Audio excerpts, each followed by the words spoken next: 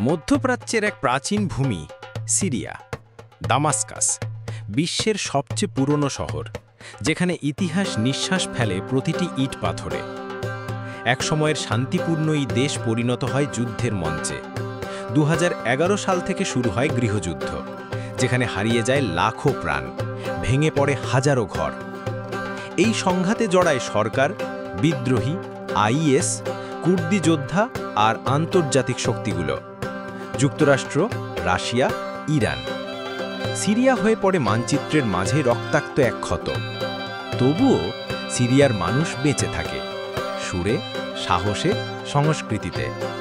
Hummus আর কাবাবের স্বাদে, সাহিত্যে, শিল্পে আজও জেগে আছে এক অনন্ত সৌন্দর্য। সিরিয়া শুধু এক যুদ্ধ-বিধ্বস্ত দেশ নয়, এটা এক ইতিহাস, এক জীবন, এক আর্তনাদ আর এক আশা।